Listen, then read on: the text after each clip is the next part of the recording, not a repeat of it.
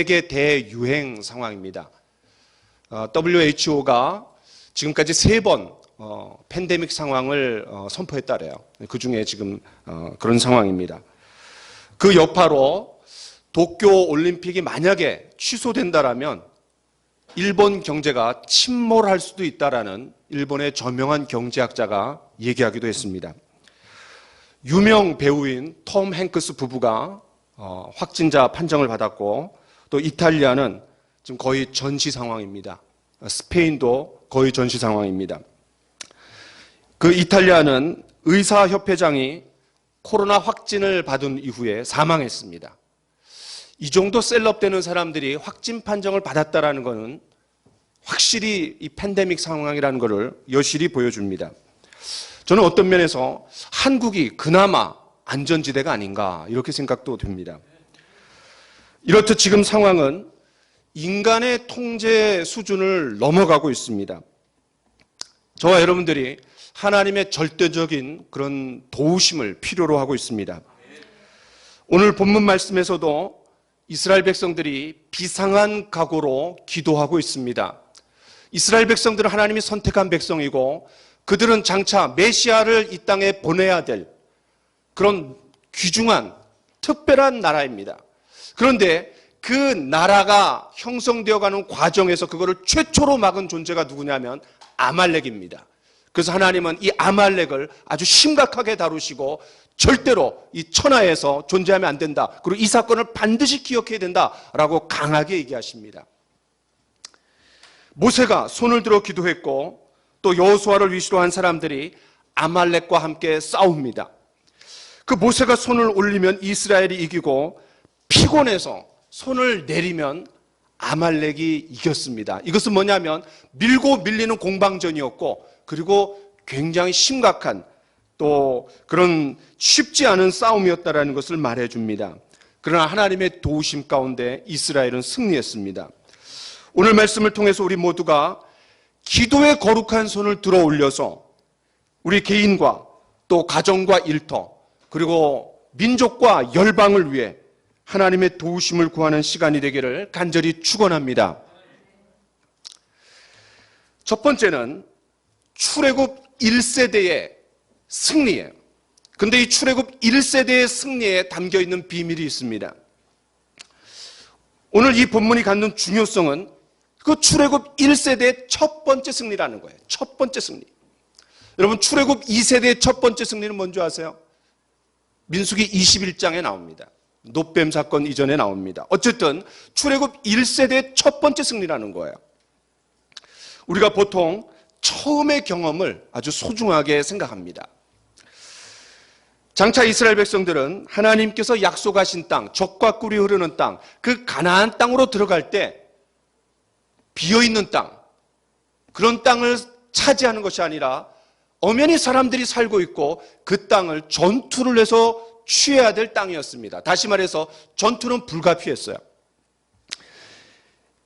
그런데 그 땅에 있는 그런 사람들을 왜 전투에서 얻어야 됐냐면은 그 땅에 있는 민족들이 성적인 타락과 우상 숭배로 하나님 앞에 범죄했기 때문에 하나님께서 기회를 줬지만 그러나 이스라엘 백성들을 대리자로 삼아서 심판하시는 것이었어요. 하나님의 심판을 보여주는 겁니다.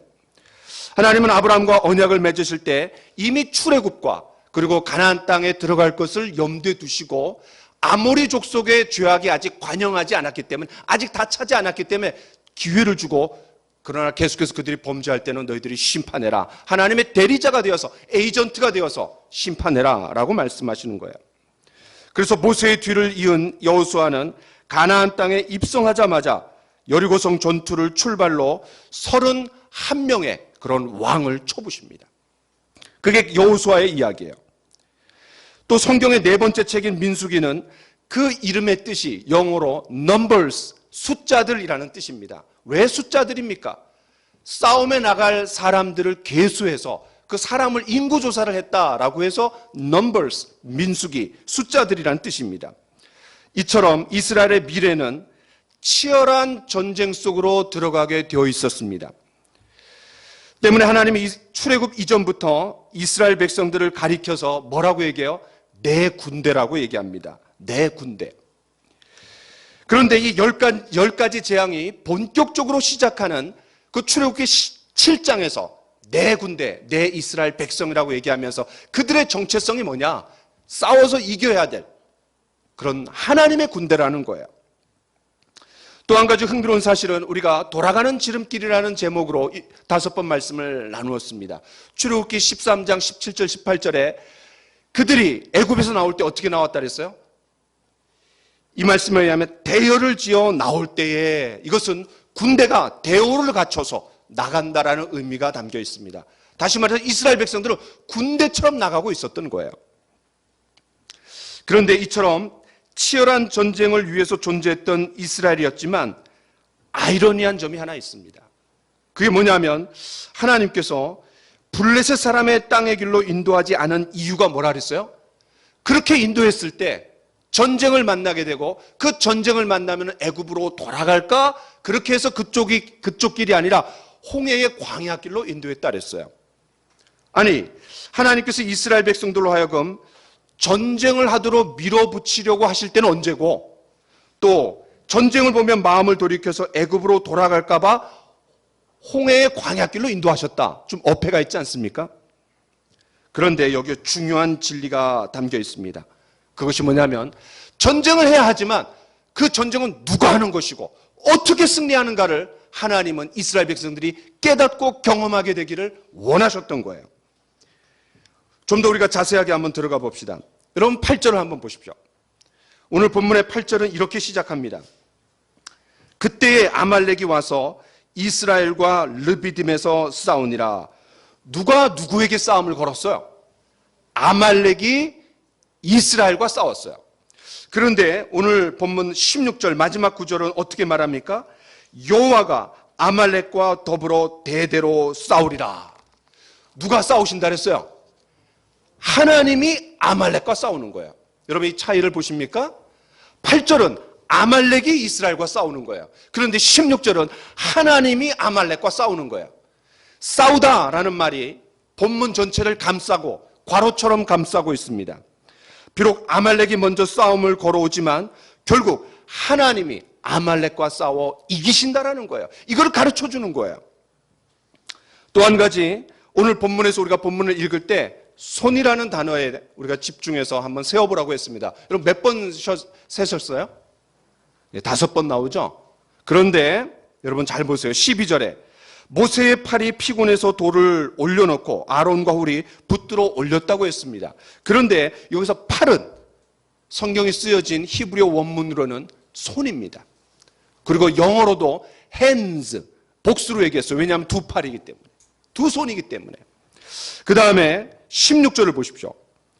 여호와께서 맹세하시기를 이 부분을 성경 각주, 성경 맨 밑에 나나주에 보면은 각주에 뭐라고 그랬어요? 여호와의 보좌를 향해 손을 들었으니.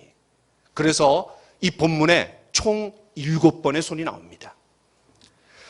그러니까 모세는 이 승리의 제단을 쌓고 여호와 니시, 승리의 깃발이라고 불렀습니다. 그러면서 여호와의 보좌의 손이요 여호와께서 아말렉과 대대로 싸우시리라 라고 선포했던 거예요. 때문에 여기서 말하는 손은 기도의 손입니다. 기도의 손. 이것이 우리에게 무엇을 말해줍니까? 전쟁에서 이스라엘이 싸워서 이기는 것이 아니라 그것은 하나님의 전쟁이라는 거예요. 또 그렇기 때문에 이스라엘은 기도를 통해서 하나님이 주시는 승리에 참여하고 그 전리품을 함께 누리는 동참자가 되는 거예요. 거기에 참여할 수 있는 특권이 주어지는 거예요. 그들이 싸워서 이기는 것이 아닙니다. 여러분 이스라엘 백성들이 가나안 땅에 들어가 첫 번째 전쟁인 여리고 전투에서도 어떻게 이겼습니까? 그들이 그들과 붙들어 싸워서 이겼습니까? 그렇지 않습니다. 하루에 한 바퀴 돌았습니다. 마지막 7째 날엔 7번 돌고 함성을 질렀을 때 여리고성이 무너져 내렸습니다. 기도의 함성이 그 여리고 전투를 이기게 한 거예요. 이제 가나안 땅의 전투는 하나님의 전투고 기도의 전투라는 것을 보여주는 거예요. 여러분 전쟁이 누구에게 속했습니까? 하나님께 속했습니다. 전쟁은 하나님께 속한 것이니. 그렇습니다. 바로 다윗이 골리앗 앞에서 선포했던 이 영적 전쟁의 원리가 뭡니까? 하나님의 전쟁이라는 거예요. 하나님의 전쟁. 이스라엘 백성들이 아말렉과의 첫 번째 전투에서 이 비밀을 깊이 깨달아야 했습니다. 하나님의 전쟁이다. 기도의 전투다. 우리도 마찬가지입니다. 영적 싸움을 위해서 우리는 전신갑주를 우리가 입어야 됩니다. 그건 우리의 책임입니다. 그러나 결국 그 싸움은 우리의 대장 되신 하나님의 싸움이고 기도의 싸움이고, 그리고 그것은 우리에게 주어지는 승리의 전리품을 함께 누리는 그런 놀라운 사건입니다. 코로나19가 팬데믹 상황입니다. 이 코로나 때문에 참 유례 없는, 전례 없는 이런 예배 형태를 우리가 지금 드리고 있습니다. 그로 인해서 국가적으로 또 사회적으로 가정적으로 개인적으로 앞으로 변화가 많이 올 겁니다. 하나님이 이 사태에 깊이 개입해 주셔야 합니다. 이것은 하나님의 싸움입니다. 이건 기도의 싸움입니다. 그럼 우리가 언제 기도할 때입니까? 여러분, 오늘 본문 8절은 이렇게 시작합니다. 그때에, 여러분, 그때에를 좀 집중해 주세요. 그때에 아말렉이 와서 이스라엘과 르비딤에서 싸우니라. 여기서 그때가 중요합니다. 그때가 그러면 언제입니까? 우리가 그때가 언제인지를 알면 언제가 기도할 때인가를 잘 알 수 있습니다. 첫 번째는 위기의 때입니다. 위기의 때. 여러분, 17장의 배경이 어디입니까? 르비딤입니다. 르비딤. 하나님은 구름 기둥과 불 기둥을 통해서 이스라엘 백성들을 르비딤으로 인도하셨어요. 이런 걸 보면은 하나님께서 우리에게 우리가 신앙의 삶, 우리의 삶을 살아가는 과정 가운데 하나님이 인도하신다고 해서 어려움이 없는 것은 아닙니다. 어려움이 있지만 하나님께서 그 어려움을 제거해 주시는 것이 아니라 그 어려움을 통해서 하나님을 만나고 또 그 하나님이 어려움을 이기게 하시고 또 그 어려움을 피할 길을 주시는 분이 하나님이십니다. 오늘 문맥을 보면 여러분 17장 앞부분은 반석에서 물이 터져나와 물 문제가 해결된 곳입니다. 동일한 장소입니다. 오늘은 그 뒷부분입니다. 그러니까 이스라엘 백성들이 르비딤에서 물을 얻자마자 아말렉이 공격해 들어온 거예요. 저는 틀림없이 이 물이 귀한 곳이었기 때문에 물싸움 때문에 이 싸움이 일어났다고 생각이 됩니다. 물 소유권을 놓고 전쟁이 일어난 거예요. 그럼 아말렉을 맞서야 할 이스라엘은 지금 어떤 상태입니까? 그들은 잘 훈련된 군인들이 아니었습니다. 특별한 무기가 있었던 것도 아닙니다. 게다가 얼마 전까지 애굽에서 400여 년간 종살이했던 그런 사람들입니다. 노예들입니다. 그들에게 주특기가 없는 것은 아니었지만 세 가지 그나마 주특기가 있었습니다. 뭔지 아세요? 첫 번째, 벽돌 굽기. 이게 주특기예요. 두 번째, 순풍 애나키.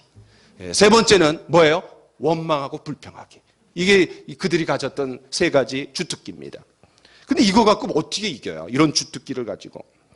한마디로 그들은 싸움을 하기에는 오합지졸이었습니다. 그런 이스라엘에게 아말렉이 쳐들어온 거예요. 여러분, 이 아말렉이라는 이름에는 영어로 하면 warlike, 싸움을 좋아하는 호전적인 사람들이라는 뜻이 있습니다. 그러니까 아말렉이라는 이름 안에 싸움꾼이라는 뜻이 있어요. 다시 말해서 싸움꾼하고 어떻게 우리가 싸워서 이깁니까? 싸움을 전문적으로 하는 사람들입니다. 그런데 이 아말렉은 에서의 손자입니다. 자, 그러니까 에서와 야곱이 불편한 관계, 불편한 동거였잖아요. 그런데 이것은 이후에 이스라엘의 역사에서도 계속해서 이어집니다. 제가 앞서 말씀드렸던 것처럼 하나님의 선민, 그리고 한 나라를 이루어야 될, 가나안 땅에 들어가야 될 그런 이스라엘 백성들을 첫 번째로 가로막은 게 누구냐면 아말렉입니다. 그리고 제가 이제 말씀을 또 나눈 적이 있는데 가나안 정탐꾼 때 이스라엘 백성들이 40년 동안 뺑뺑이 돌게 된 그런 사연이 있습니다. 가슴 아픈 사연이 있는데 그때 올라가지 말아라. 왜? 하나님이 함께 하시지 않으니까. 근데 그냥 그 위장된 회개를 가지고 올라갔습니다. 그때 그들을 이겼던 주인공이 또 누구냐면 아말렉이었어요. 또 사울은 하나님께서 가장 먼저 세운 이스라엘의 왕이었습니다. 그런데 그 하나님의 명령에 불순종한 채 좋은 것을 빼돌립니다. 하나님의 전쟁이기 때문에 전리품은 하나님의 것이었는데 그래서 다 진멸하라고 했는데 그 중에 좋은 것들을 취해요. 자, 우리 같이 한번 사무엘상 15장 8절 9절을 같이 한번 읽어보겠습니다. 시작. 아말렉 사람의 왕 아각을 사로잡고 칼날로 그의 모든 백성을 진멸하였으되 사울과 백성이 아각과 그의 왕과 소의 가장 좋은 것 또는 기름진 것 어린 양과 모든 좋은 것을 남기고 진멸하기를 즐겨 아니하고 가치 없고 하찮은 것은 진멸하니라. 이 사건 때문에 사울이 폐위되는 결정적인 사건이 됩니다. 그리고 16장에서 이제 사무엘이 다윗에게 기름을 부어요. 여러분, 사울은 하나님께 예배 드리려고 좋은 것을 남겨두었다라는 말에 사무엘이 그 사울에게 뭐라고 얘기합니까? 순종이 제사보다 낫고 듣는 것이 순양의 기름보다 낫다라는 유명한 말을 합니다. 어쨌든 현재 이스라엘과 아말렉과의 이 싸움의 결과는 불보듯합니다. 뻔한 거예요.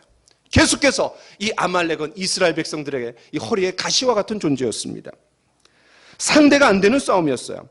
그러나 이 아말렉과의 첫 번째 전투에서 이스라엘은 위기 상황에서 승리했습니다. 어떻게 승리합니까? 기도를 통해서 승리하는 거예요. 위기란 말이 무슨 말입니까? 위험한 기회라는 뜻이에요. 위험한 기회. 이것은 기회가 전혀 없다라는 뜻이 아닙니다. 기회가 있긴 있는데 한계 상황 속에서 아주 힘든 기회가 있다라는 거예요. 온통 사방이 우겨쌈을 당하는 그런 상황이라 할지라도 하늘은 뚫려 있지 않습니까? 그 하늘에 하나님께 손을 들어서 기도할 수는 있는 거예요. 이때 우리는 이 어려움, 특별히 우리가 팬데믹이라는 이 위기의식 가운데 정말 거룩한 손을 들어서 하늘의 하나님께 우리가 기도해야 될 때인 줄 믿습니다. 저와 여러분들이 위기의식을 느끼고 있을지도 모르겠습니다. 개인적으로, 가정적으로, 경제적으로 여러 가지 어려움, 위기의식을 느끼고 있을지 모르겠습니다. 그러나 우리 모두가 모세처럼 이 위기의 때에 기도의 손을 들어 올립시다. 어쩌면 이 말씀은 오늘의 본문을 배경으로 하고 있는 말씀일지 모릅니다. 우리 같이 한번 읽어봅시다. 시작.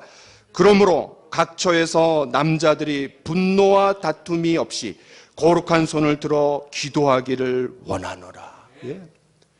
남자들이요, 거룩한 손을 들어 올려 하나님 앞에 기도합시다. 다툼과 원망을 하지 말고 하나님 앞에 기도합시다. 이 바울 사도의 이 선포가, 이 고백이 바로 오늘의 본문을 배경으로 하고 있을지 모릅니다. 두 번째는 승리에 도취되었을 때, 그때가 바로 기도해야 될 때입니다. 여러분, 이 PPT의 사진은 어느 육상 선수가 승리에 도취되어서 골인 지점에서 옷을 벗었습니다. 규정 위반으로 금메달을 박탈당했어요. 여러분, 이스라엘의 위기는 아말렉과 힘 대 힘의 상황에서도 위기였지만 그들이 승리에 도취되었기 때문에 위기였습니다. 무슨 말입니까? 여러분, 출애굽기 16장에서 하나님은 이스라엘 백성들이 원망하고 불평했을 때 물을 주셨습니다. 반석에서 물을 주셨어요. 또 17장에서는 물 문제가 터지고 반석에서 물을 주신 이후에 아말렉과의 전쟁에서 또 승리하게 하셨습니다. 그런데 여러분, 만나와 메추라기 사건 하나님께서 해결해 주셨어요. 근데 그게 언제였다 그랬어요? 출애굽한 지 둘째 달 15일이라 그랬어요. 또 시내산에 도착했을 때가 3월 1일이에요. 그러면 15일 동안 2주간에 이 16장, 17장, 18장이 들어가 있습니다. 다시 말해서 한 열흘간에 만나와 메추라기, 그리고 물이 반석에서 터져서 하나님께서 그걸 주셨던 거예요. 하나님의 신비한 경험을 했던 것이 요 열흘 상간에 있었던 일입니다. 그런데 놀라운 거는요, 이스라엘 백성들이 만나와 메추라기를 얻을 때도 원망하고 불평했습니다. 또 17장에 무리바에서 반석에서 물이 터져나올 때 그때도 원망하고 불평했습니다. 그런데 아말렉과의 전쟁에서 승리할 때 원망하고 불평했다라는 말이 나오지 않습니다. 다시 말해서 그들이 원망하고 불평했기 때문에 하나님께서 그 문제를 해결해 주신 것이 아니라 앞에 두 사건하고 차이가 뭐냐면 그들이 승리에 도취되어 있었던 거예요. 그들이 물을 얻었습니다. 그런데 물보다 그 물을 주실 수 있는 하나님을 놓치고 있었던 거예요. 물에 흠뻑 빠져 있는 나머지 물을 주신 하나님을 놓치고 있었던 거예요. 그들이 승리에 도취되어 있었다라는 사실입니다. 여러분, 창세기 14장에 보면 아브라함이 4개국 연합군과 싸워서 이깁니다. 그때 이 아브라함은 그에게 유혹이 있었습니다. 무슨 유혹이에요? 전리품을 취할 수 있는 유혹이었습니다. 그러나 그런 전리품을 취하지 않았습니다. 함께 갔던 사람들에게 먹을 것 정도만 주고 나머지 다 우리가 필요가 없다라고 얘기합니다. 무슨 말이에요? 이 싸움은 하나님이 개입하시지 않았다라면 절대로 승리할 수 없는 싸움이다. 어떻게 318명이 4개국 연합군을 싸워서 이길 수 있냐? 이건 하나님의 승리다라는 고백이 거기에 들어있었던 거예요. 다시 말해서 그 전리품은 자기가 싸워서 얻은 전리품이 아니라 이건 하나님의 것이다. 그리고 그것을 고백으로 표현한 게 뭐예요? 그게 11조였습니다. 여러분, 성경의 11조가 뭡니까? 율법에서 하라고 했기 때문에 하는 것이 아니라 이 아브라함부터 시작합니다. 하나님의 신앙의 고백이야. 이건 하나님의 싸움입니다. 하나님이 나에게 승리하게 해주셨습니다. 이게 바로 11조입니다. 저와 여러분들에게 이런 고백이 있기를 원합니다. 물질의 주권을 하나님 앞에 드리고 이건 하나님의 것입니다. 하나님이 나에게 생활하게 해주셨습니다. 하나님이 얻게 해주셨습니다. 이것에 대한 고백이 우리 모두의 고백이 되기를 원합니다. 여호수아도 승리에 도취될 뻔했습니다. 아니, 승리에 도취됐습니다. 무슨 말입니까? 여리고성 전투에서 이긴 후에 여세를 몰아서 그보다 훨씬 작은 아이성 전투를 강행했습니다. 그러나 거기서 대패했습니다. 물론 아간의 죄가 있었지만 거기서 받을 수 있는 우리가 교훈이 뭐예요? 그들이 승리에 도취되어 있었던 거예요. 승리에 도취되어. 엘리야도 마찬가지입니다. 얼마 전까지만 해도 갈멜산에서 850대 1로 맞짱 떠서 이겼습니다. 바알과 아세라의 선지자들 850대 1 거기서 승리했어요. 그런데 이세벨이 어떻게 합니까? 내가 반드시 너를 잡아 죽이겠다. 아니, 그렇게 해서 대장부와 같이 믿음의 용사였던 엘리야가 꽁무니를 빼고 도망가고 졸장부가 됩니다. 왜 그렇습니까? 그 승리에 도취되어 있었던 거예요. 바울 사도도 고린도 성도들에게 출애굽기의 내용을 이야기합니다. 하나님께서 홍해를 건너게 하셨다. 그리고 만나와 메추라기를 주셨다. 그리고 반석에서 물을 터져서 얻게 해주셨다. 그리고 이 출애굽을 지나는 동안 하나님께서 구름 기둥과 불 기둥으로 너희를 인도하셨다. 그런데 이렇게 말합니다. 우리 같이 한번 읽어봅시다. 시작. 그런즉 선줄로 생각하는 자는 넘어질까 조심하라. 참 이 절묘한 것 같아요. 그 출애굽의 승리의 이야기를 쓰면서 바울이 이 이야기를 하는 거예요. 선줄로 한 자는 넘어질까 조심해라. 많은 경우 우리가 은혜 받은 다음에 그 다음에 꼭 유혹이 있습니다. 그렇죠? 수련회 갔다 와서 은혜가 이제 충만했어요. 근데 수련회 때 얼마나 피곤해요. 그 늦잠을 자요. 그 엄마가 또 왜 수련회 갔다 온 사람이 늦잠 자냐? 응? 그러면서 이제 막 그냥 또 긁어요. 그렇죠? 또 우리가 조금만 느슨해지면 너 수련회 가서 은혜 받은 사람이 이렇게 느슨하게 사냐? 그러면서 막 그런데 엄마랑 이제 막 드립다 싸우는 거예요. 누구의 경험이에요? 저의 경험이에요. 그러니까 우리가 꼭 은혜를 받았을 때 이게 꼭 이제 이 부부간에 문제가 생긴다든지 자녀와의 문제가 생긴다든지 꼭 우리가 이제 사단이 우리를 테스트하는 것 같아요. 그때 우리는 이 승리에 도취된 나머지 영적인 패배에 조금씩 빠져듭니다. 여러분, 사탄은 결코 무능하지 않습니다. 영리합니다. 프로입니다. 우리의 연약함, 약점을 누구보다도 잘 압니다. 우리가 작은 승리에 도취되어 교만해 있을 때 우리는 사단의 표적이 되고 우리의 이 영적인 분위기가 조금씩 잠식되면서 사단이 우리를 좀먹는 거예요. 저와 여러분들에게 작은 승리는 무엇입니까? 우리가 계획한 대로, 우리가 뜻한 대로 어떤 것이 이루어진 그런 승리일 수도 있습니다. 또 우리가 기도한 대로 하나님께서 우리에게 기도 응답을 주신 것이 우리에게 승리일 수 있습니다. 그 승리가 나쁜 것은 아니지만 그 승리에 빠져서 도취되어 있을 때 우리는 이스라엘 백성들처럼 아말렉을 만날 수 있습니다. 그것이 어떤 것이든 우리가 선줄로 생각할 때 넘어질까 조심하면서 하나님이 주신 선물들을 움켜잡아야 되지만 그것을 움켜잡으면서 하나님을 놓치게 되는 우리 모두가 되지 않기를 간절히 원합니다. 세 번째는 언제 우리가 기도할 때입니까? 육체적으로 피곤할 때입니다. 여러분, 아말렉이 공격해 온 때는 이스라엘 백성들이 육신적으로 피곤할 때였습니다. 애굽을 떠난 지 한 40일째 되었습니다. 이제 조금만 더 가면 시내산에 도착합니다. 또 한 달째가 됐을 때 양식이 떨어졌어요. 그리고 얼마 전에 물 문제 때문에 모세에게 돌을 들어서 죽이려고까지 했습니다. 굉장히 심각한 상황이었어요. 굉장히 지쳤습니다. 자, 우리가 한 말씀을 더 보면 더 잘 이해할 수 있습니다. 우리 같이 한번 읽어보죠. 시작. 너희는 애굽에서 나오는 길에 아말렉이 내게 행한 일을 기억하라. 곧 그들이 너를 길에서 만나 내가 피곤할 때에 내 뒤에 떨어진 약한 자들을 쳤고 하나님을 두려워하지 아니하였느니라. 이 말씀에 의하면 아말렉은 아주 야비하게 약한 자들을 공격했습니다. 그것도 뒤에서요. 아주 천인공노할 노릇이죠. 그런데 언제 공격했습니까? 이스라엘 백성들이 계속된 광야 여정 속에서 피곤하고 지쳤을 때였습니다. 피곤하고 지쳤을 때. 특히 르비딤에서 얼마 전에는 물이 없어서 폭동이 일어날 뻔까지 했어요.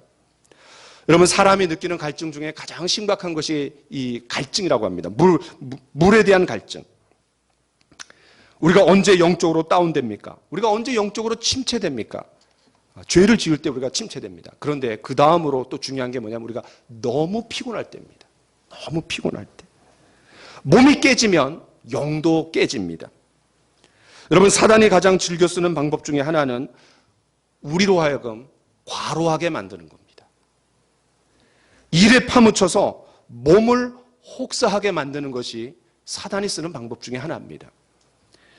우리가 너무 피곤하면요, 지치고 또 지치게 되면 가장 기본적인 우리의 삶, 성경을 읽고 영의 양식을 섭취하고 하나님과 소통하는 이것에 소홀히 하게 됩니다. 영성생활이 깨집니다. 우리가 열매 맺지 못하는 비생산적인 일, 또 다른 사람들과의 관계, 또 사람의 우리의 시간과 마음을 쏟을 때 정작 우리가 영적인 공급을 하지 못할 수가 있습니다. 우리가 하나님으로부터 은혜를 공급받을 수 있는 그런 은혜의 수단들의 접근을 우리 스스로 차단시키는 거예요. 사단은 피곤을 가장해서 우리의 영혼을 좀먹는 겁니다. 때문에 우리가 기도로 깨어 있어야 됩니다. 그렇지 않으면 영적인 패배가 쏜살같이 달려옵니다. 유명한 설교가였던 찰스 스펄전이 이렇게 말했습니다. 우리 같이 한번 읽어봅시다. 시작. 기도하고 싶을 때에는 기도를 해야 합니다. 왜냐하면 아주 좋은 기회를 소홀히 여기는 것이 죄이기 때문입니다. 또 기도하고 싶지 않을 때에도 기도해야 합니다. 왜냐하면 침체 상태에서 그대로 머물러 있는 것은 위험하기 때문입니다. 때문에 이 기도는 내 감정과 상황에 따라 하는 것이 아닙니다. 그래서 사람이 내 감정과 상황에 따라 하면요, 할 때도 있고 안 할 때도 있습니다. 그러나 명령일 때는 해야 됩니다. 내 감정과 상황을 뛰어넘어서 해야 되는 의무 상황일 때는 해야 되는 거예요. 그래서 성경에서는 이 기도에 관한 한 명령합니다. 쉬지 말고 기도하라. 쉬지 말고 기도하라. 기도하라라는 것을 언제나 명령으로 얘기합니다. 기도했으면 좋겠다. 권고 정도가 아니라 명령이에요. 왜? 내 감정과 상황을 초월해서 의무적으로 의지적인 결단을 가지고 하라는 거예요. 여러분, 우리가 기도하고 싶을 때는 물론이고 기도하고 싶지 않을 때에도 명령으로 알고 기도해야 됩니다. 우리가 만약에 기도해야 될 때, 기도하고 싶을 때 기도하지 않는다라면 이것은 성령 소멸죄에 해당됩니다. 성령을 소멸하지 말라 그랬어요. 데살로니가전서 5장 19절에. 근데 기도하고 싶지 않을 때 기도하지 않으면 이거는 성령을 근심하게 하는 죄예요. 에베소서 4장 30절에 성령을 근심하게 하지 말라. 그러니까 기도 안 해도 죄고, 기도하고 싶을 때 기도하지 않아도 죄고, 기도하고 싶지 않을 때 기도 안 하는 것도 죄예요. 저와 여러분들이 얼마나 바쁘고 피곤한 삶을 살아갑니까? 현대인이 얼마나 피곤합니까? 그러나 우리가 성경 읽고 기도할 시간조차 없을 정도로 바쁘면은 그런 문제가 됩니다. 우리의 영성생활이 깨집니다. 그때야말로 우리가 기도의 손을 높이 들어 올려 기도해야 할 때입니다. 자, 네 번째는 반복된 실패 가운데 있을 때 그때가 바로 기도해야 될 때입니다. 여러분, 아말렉이 이스라엘을 공격한 그때는 어느 때입니까? 이스라엘 백성들이 물 문제로 반복해서 실패했을 때입니다. 여러분, 이스라엘 백성들이 홍해를 건넌 이후에 제일 먼저 원망하고 불평했을 때가 언제입니까? 마라에서 쓴물, 그 3일째 되었을 때 물을 얻어야 되는데 3일째 되었을 때 그 물을 얻지 못했을 때 그들이 원망하고 불평했습니다. 그때 하나님께서 나뭇가지를 모세에게 줘서 그거를 물에 던져라. 그러면 그 단물이 된다 그랬어요. 그러니까 이스라엘 백성들이 첫 번째 원망하고 불평했던 것은 물이었습니다. 그런데 그들이 세 번째 원망하고 불평했던 문제가 뭡니까? 역시 물입니다. 17장에서 르비딤에서 물 문제 때문에 그들이 또 실패했던 거예요. 이것은 그들의 마음속에 여전히 애굽이 있었던 거예요. 이스라엘 백성들은 툭하면 애굽에 있을 때는 이랬는데, 애굽에 있을 때는 저랬는데 라고 하면서 언제나 애굽을 그리워합니다. 반복해서 애굽을 그리워해요. 이것이 무엇을 의미합니까? 왜 그들에게 반복된 실패가 계속해서 돌아옵니까? 그들 안에 죄의 성품이 있었기 때문에 그렇습니다. 다시 말해서 우리 안에 죄를 만들어내는, 그리고 죄로 기울어지려는 경향성이 있다는 거예요. 제가 아주 좋아하는 유명한 강해 설교가가 있습니다. 아더 핑크라는 사람입니다. 근데 이 아더 핑크가 이 아말렉을 어떻게 해석했냐면은 육신의 정욕이다, 이렇게 해석을 했어요. 무슨 말이냐면, 여러분, 출애굽기는 우리 신앙생활을 하는 데 있어서 많은 상징들이 있습니다. 모세는 누구를 상징해요? 예수 그리스도를 상징합니다. 바로는 누구를 상징해요? 사단을 상징합니다. 그러면 애굽은 뭐를 상징해요? 이 세상을 상징하는 거예요. 그러면 그 애굽에서 종살이 하고 있는 이스라엘 백성들은 뭐를 상징하는 거예요? 이 세상에서 마귀의 손아귀에 노란하고 있는 세상 사람들을 얘기합니다. 또 출애굽기 12장에서 유월절 어린 양은 예수님의 십자가입니다. 또 홍해 사건은 뭐예요? 부활입니다. 자, 그런데 이 아말렉이 뭐냐? 이 아말렉은 육신의 정욕이라는 거예요. 육신의 정욕. 저는 무리한 해석이라고 생각되지 않습니다. 그럴 수 있다고 생각이 됩니다. 자, 우리 한 말씀 여기 보죠. 자, 베드로전서 2장 11절 같이 한번 읽어볼까요? 시작. 사랑하는 자들아, 거류민과 나그네 같은 너희를 권하노니 영혼을 거슬러 싸우는 육체의 정욕을 제하라. 영혼을 거슬러 싸우는 육체의 정욕을 제하라. 이 죄된 성품 때문에 이스라엘 백성들이 반복된 실패를 경험했다라는 거예요. 물 문제, 또 물 문제. 저와 여러분도 마찬가지입니다. 우리 안에 죄악된 이 죄된 성품 때문에 우리는 반복해서 실패할 때가 있습니다. 그렇기 때문에 우리는요, 사람을 미워하기보다는 그 사람 안에, 그리고 내 안에 있는 죄된 성품을 미워하는 게 맞습니다. 우리가 죄된 성품으로 인해 반복된 실패와 좌절, 그리고 낙담 가운데 빠질 때, 나는 왜 그러지? 저 사람은 왜 그럴까? 라고 자꾸 손가락질하는 건 의미가 없어요. 그 사람 안에 있는, 또 내 안에 있는 죄된 성품이 자꾸 그 사람을, 나를 힘들게 반복된 실패로 우리를 몰아가는 거예요. 그때야말로 우리가 기도의 손을 높이 들어 올려야 할 때입니다. 마지막으로, 언제가 기도할 때입니까? 기도의 능력을 체험한 리더가 있을 때입니다. 그나마 이것이 이스라엘에게 소망이었습니다. 모세는 아말렉의 공격이라는 위기 앞에서 재빨리 자기의 군대에서 가장 유능한 지도자들을 소집해서 작전회의를 열었습니다. 또 철저한 계획과 토론을 마치고 이 모세는 아군이 취할 전략을 이렇게 선포합니다. 여호수아, 내일 그대는 우리 군대에서 가장 잘 싸우는 사람들을 데리고 가시오. 그들을 들판으로 이끌고 나가 적을 맞아 용감히 싸우시오. 나는 두 사람을 데리고 산 꼭대기로 올라가 전장을 내려다보며 두 손을 하늘 높이 들어 올리겠소. 하나님이 우리 군대에게 용기와 전의와 협력 그리고 하늘의 보호하심을 쏟아부어 주시기를 기도할 것이오. 그리고 하나님이 어떻게 일하시는지를 지켜보겠소. 이때 여호수아는 즉각적으로 동의했습니다. 이런 상황에 무슨 기도예요? 라고 부정적이거나 또 그런 말대꾸하지 않았습니다. 여호수아는 기도의 능력을 알고 있었기 때문에 모세의 군사적인 지원보다 오히려 기도의 지원을 받는 것이 더 낫다라는 것을 알고 확신했기 때문입니다. 모세는 이미 얼마 전에 진짜 위기 상황에서 기도의 능력, 하나님의 능력을 이미 체험한 때가 있습니다. 우리 같이 한번 말씀을 읽어봅시다. 시작. 모세가 여호와께 부르짖어 이르되 내가 이 백성에게 어떻게 하리이까? 그들이 조금 있으면 내게 돌을 던지겠나이다. 기도의 능력을 맛보고 또 하나님의 임재를 경험한 지도자 모세가 있었습니다. 그리고 기도의 능력을 믿고 신뢰하며 따랐던 여호수아가 있었습니다. 그리고 기도의 조력자인 아론과 훌이 있었습니다. 또 무모해 보였지만 그런 지도자들의 결정을 신뢰하고 따른 그런 전투 용사들이 있었습니다. 그들이 집총을 거부하거나 또 모세에게 돌팔매질을 하거나 또 도망가거나 그렇게 하지 않고 그들은 신뢰하며 용감하게 싸웠습니다. 이런 기도의 사람들이 있었을 때 기도의 불이 활활 타오를 수 있었던 겁니다. 말씀을 마치려고 합니다. 저와 여러분들은 위기 상황 가운데 있습니다. 오늘 우리가 이렇게 모인 그 자체가 위기입니다.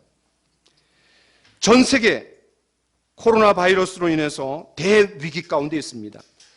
전문가들은 앞으로 40%에서 70%까지 이 코로나 확진자가 될 거라는 거예요. 굉장히 심각한 위기입니다. 제가 어떤 뉴스를 봤습니다. 앞으로 미래의 전쟁은 ABC 전쟁이라는 거예요. ABC 전쟁. A가 뭔지 아세요? Atomic, 원자탄입니다. B는 Biological, 생물학전이에요. 그 다음에 C는 뭐냐면 Chemical, 이거는 그 화학탄입니다. 그런데 전투 병사 한 사람을 죽이는데 과거에 재래 무기로는 $2,000가 들었대요. 200만 원이 드는 거예요. 그런데 원자탄을 쏠 경우에는 전투 병사 한 명 죽이는데 $800가 든답니다. 그런데 화학탄을 쓸 경우에는 $600. 그러나 생물학전을 할 경우에는 단 $1로 한 사람을 죽일 수 있다는 거예요. 지금 중국이 뭐라고 얘기합니까? 미국에서 우한 바이러스를 퍼뜨렸다는 거예요. 저는 그거 믿지는 않습니다. 그러나 어떤 사람이 악한 마음을 가지고 생물학전을 쓴다고 한다면 전 세계는 마비되는 거예요. 어떤 원자탄보다도 심각한 공격을 할 수 있는 거예요. 인간들이 얼마나 악합니까? 그 악한 인간이 한 명이라도 그런 못된 마음을 품고 이걸 퍼뜨린다라면 굉장히 심각해지는 거예요. 여호수아의 칼만 가지고 전쟁에서 싸워서 승리할 수 없었습니다. 그들은 오직 하나님의 능력에 의해서만 그들은 승리할 수 있었습니다. 모세와 아론과 훌이 했던 것처럼 기도의 손을 높이 들어 올려서 우리가 하나님의 초자연적인 개입을 초청합시다. 하나님의 은혜의 보좌 앞으로 우리는 나아가야 합니다. 하나님의 능력을 기도를 통해서 하나님의 능력이 옵니다. 우리 한 말씀 같이 한번 읽읍시다. 시작. 내가 주의 지성소를 향하여 나의 손을 들고 주께 부르짖을 때에 나의 간구하는 소리를 들으소서. 제가 한 가지 이야기하고 마치겠습니다. 한 미국의 사업가의 간증입니다. 그가 불신자였을 때 한 번은 서부의 어떤 도시를 여행하다가 호텔을 잡으려고 했다가 못 잡았습니다. 사람들이 너무나 많아서. 그래서 힐튼 호텔, 아주 비싼 호텔에 아주 비싼 방은 있겠거니 하고 갔는데 그마저도 없었습니다. 그래서 어디서 자야 하나 난감해하고 있었을 때 갑자기 어떤 신사가 와서 이렇게 제안했습니다. 제 방이 2인실인데 침대가 하나 남습니다. 괜찮으시다라면 저의 방에서 같이 주무시죠. 이 사람이 너무나 고마워하며 그 신사의 방에 함께 들어갔습니다. 막 잠자리에 들려고 하는데 그 신사가 이렇게 말하는 거였어요. 먼저 주무시죠. 제가 해야 될 일이 있습니다. 다만 주무실 수 있도록 제가 불은 꺼드리겠습니다. 그는 속으로 아니 저 사람이 어두운 데서 도대체 무슨 일을 하려고 하나라고 하면서 자는 척하면서 그 사람이 뭐 하는지를 봤습니다. 그런데 그 신사가 침대 앞에서 무릎을 꿇고 기도하는 거예요. 그런데 그 기도는 마치 병상의 신음과 같이 그렇게 기도하는 거였어요. 그는 속으로 이렇게 생각했답니다. 저 사람은 예수쟁이거나 좀 이상한 사람이 아닐까? 그것도 아니면 인생에 매우 절박한 문제가 있는 모양이다 라고 생각했어요. 그래서 이제 아침에 일어나서 그 신사에게 물었습니다. 그리스도인이신가 보죠? 기도할 문제가 많으신가 봅니다. 너무너무 문제가 많습니다. 아니 무슨 문제인데요? 나라 문제입니다. 아니 나라에 무슨 문제가요? 지금 우리나라가 여러모로 위기에 처해 있지 않습니까? 이렇게 얘기했더니 선생님 도대체 누구십니까? 이렇게 해서 서로 명함을 교환하게 되었는데 그 신사의 명함에 국무장관이라고 이렇게 써 있었던 거예요. 그는 예수를 믿지 않았지만 국무장관이 나라 문제 때문에 그렇게 간절히 기도하는 것을 보고 너무나 감동했습니다. 그리고 그 국무장관이 아침에 기도하는 자리에 함께 참석했다가 복음을 듣고 예수님을 영접했습니다. 저와 여러분들은 국무장관은 아닙니다. 그러나 고린도후서 5장 20절에 의하면 저와 여러분들이 그리스도의 사신이라고 했습니다. 다시 말해서 우리 모두는 그리스도의 대사입니다. 온 세계가 하나님의 것입니다. 그런데 그 하나님의 나라에 우리 모두는 대사로 위촉받은 대사로서 우리는 이 지구적인 전 세계적인 상황 가운데 우리는 기도해야 됩니다. 어떻게 기도해야 됩니까? 손을 들고 거룩한 손을 올려서 모세가 했던 것처럼 아론과 훌이 했던 것처럼 그리고 디모데전서에서 바울이 얘기했던 것처럼 우리 모두는 그렇게 손을 들어서 기도해야 될 줄로 믿습니다. 하나님께서 이 땅을 고쳐달라고 비상한 각오를 가지고 우리가 기도합시다. 우리 같이 한번 찬양합시다. 우리 찬양팀도 앞으로 나와서 같이 찬양하고 가정에 계신 분들도 비상한 각오를 가지고 오늘 말씀을 우리가 생각하면서 손을 들어서 같이 한번 기도할 수 있는 시간이 되었으면 좋겠습니다. 나의 백성이 다 겸비하며 내게 기도하며 나의 얼굴을 구하여서 그 악한 길 떠나면 하늘에서 듣고 죄를 사하여 주시고 이 땅을 고쳐주시겠다고 했습니다.